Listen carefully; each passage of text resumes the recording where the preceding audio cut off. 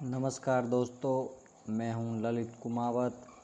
दोस्तों, अपने REET level first और सेकंड सेक्शन वीडियो की जो टेस्ट सीरीज चल रही थी उसी संदर्भ में फिर आज मैं आपके सामने 25-30 क्वेश्चन लेकर प्रस्तुत हो रहा हूं।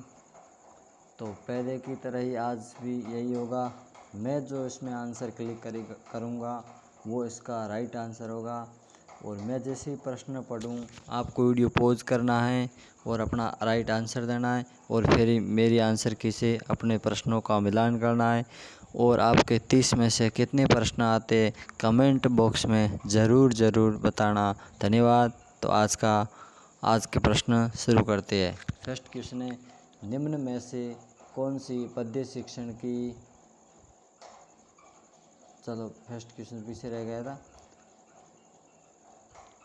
दंडान्वय विधि में दंड किसका प्रतीक है? तो ये आपको पता होगा। दंडान्वय विधि में दंड वाक्य का प्रतीक है। निम्न में से कौन सी पद्य शिक्षण की सर्वश्रेष्ठ विधि है? तो पद्य शिक्षण की सर्वश्रेष्ठ विधि है खंडान्वय। पद्य शिक्षण की किस विधि में रसानुभूति तथा सौंदर्यानुभूति का अभाव पाया जाता है? तो दोस्तों, दंडान्वय जो विधि है इसमें व्याकरण का ज्ञान दिया जाता है, इसलिए रसानुभूति एवं सौंदर्यानुभूति का अभाव पाया जाता है। पद्य शिक्षण की किस विधि को ह्यूरिस्टिक विधि भी कहा जाता है? तो खंडान्वय विधि को ह्यूरिस्टिक विधि भी कहा जाता है। अन्वय सोपान के अंतर्गत किस प्रकार के प्रश्न पूछे जाते? तो इसके अंदर भाव विश्लेषणात्मक प्रश्न और सौंदर्यानुभूति दोनों प्रकार के प्रश्न पूछे जाते हैं।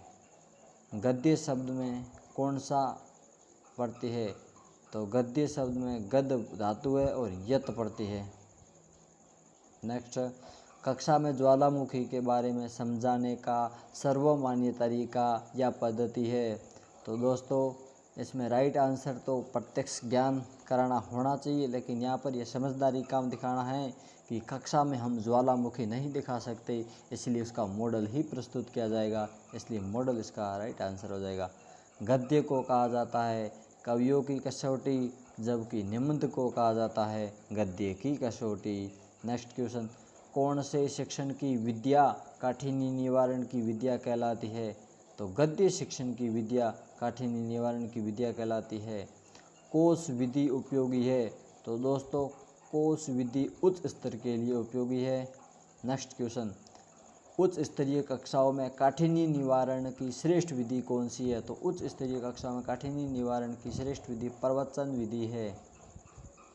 व्याकरण को शब्दानुशासनम किसने कहा? व्याकरण को शब्दानुशासनम पतंजलि ने कहा। अनौपचारिक विधियों में व्याकरण का स्थान है? तो अनौपचारिक विधियों में व्याकरण का स्थान द्वितीयक है, जबकि औपचारिक विधियों में व्याकरण का स्थान प्राथमिक है। किस प्रकार की विधियों में साहित्य में प्रसंग आने पर ही व्याकरण पर बल दिया जाता है? तो ये अनौपचारिक विधियों में। सॉरी दोस्तों, इसका राइट आंसर औपचारिक हो जाएगा, अनौपचारिक नहीं औपचारिक हो जाएगा। नेक्स्ट क्वेश्चन, सूत्र विधि है? तो सूत्र विधि है, देखो अब इसको थोड़ा समझना। सूत्र मतलब रटना, और मनोविज्ञान कभी रटने पर बल नहीं देता, इसलिए ये मनोविज्ञान सिद्धांतों के प्रतिकूल होंगी, अनुकूल नहीं होगी। व्याख्या के कितने अंग हैं? तो दोस्तों, व्याख्या के 4 अंग हैं। नेक्स्ट क्वेश्चन, सूत्र कितने प्रकार के होते हैं? सूत्र 6 प्रकार के होते हैं। नेक्स्ट क्वेश्चन, निम्न में से कौन सा व्याख्या का अंग नहीं है? चर्चा है, उदाहरण है, प्रति उदाहरण है, लेकिन यहाँ पर वाक्य विश्लेषण इसका उदाहरण नहीं हो, इसका अंग नहीं होगा। मार्गोपदेशिका किसकी पुस्तक है? तो ये भंडारकर की पुस्तिका है, भंडारकर की प्रमुख पुस्तक है। ये एक है मार्गोपदेशिका और एक है संस्कृत मंदिरांत। इसमें 31 विषय और इसमें 26। समस्या विधि के कितने सोपान है? तो इसके 4। नेक्स्ट है, बालकों को जितना कम संभव हो बताया जाए और उनको जितना अधिक संभव खोजने के लिए प्रोत्साहित किया जाए के अनुसार? तो ये हर्बर्ट स्पेंसर के अनुसार। नेक्स्ट क्वेश्चन, प्रायोजना विधि के कितने चरण हैं? तो ये प्रायोजना विधि के 6 चरण हैं। नेक्स्ट क्वेश्चन, प्रोजेक्ट वह सहृदय स्वदेशी पूर्ण कार्य है जो पूर्ण संलग्नता से सामाजिक वातावरण में किया जाता है के अनुसार। ये परिभाषा दी थी किलपैट्रिक्स ने। मोस्ट इम्पोर्टेंट परिभाषा है। हम चाहते हैं कि शिक्षा वास्तविक जीवन की गहराई में प्रवेश करे और सामाजिक जीवन में नहीं वरन उस उत्तम जीवन में जिसकी हम आशा करते हैं के अनुसार। ये परिभाषा ये भी दी थी किलपैट्रिक्स ने। नेक्स्ट विधि, किस विधि का प्रयोग दो भाषा में तुलना अध्ययन के लिए किया जाता है? तो इसका राइट आंसर हो जाएगा व्यतिरेकी विधि। किस विधि को सामाजिकृत अभिव्यक्ति का स्वरूप कहा जाता है? तो ये कहा जाता है कार्यगोष्ठी विधि को।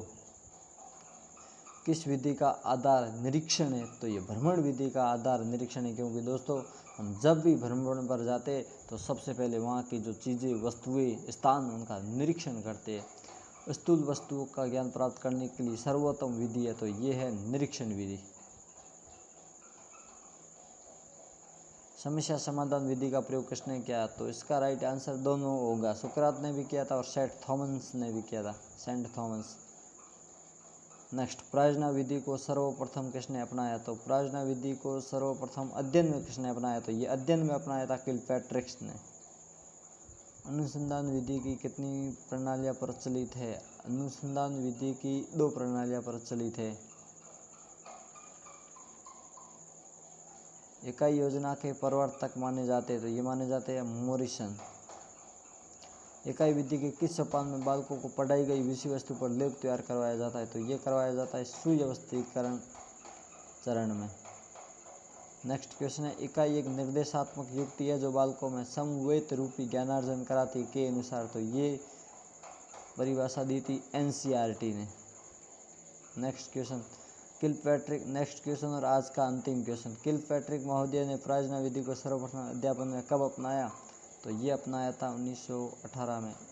तो दोस्तों आज के अपने क्वेश्चन पूरे हुए। अंतिम समय में आपसे यही आग्रह करूंगा कि मेरे channel ML classes for competition exam को ज़्यादा से ज़्यादा संख्या में सब्सक्राइबर करें और अन्य लोगों को शेयर करें, और मेरे टेलीग्राम ग्रुप से भी जुड़े जिसका नाम है ML classes for competition exam. तो धन्यवाद साहब।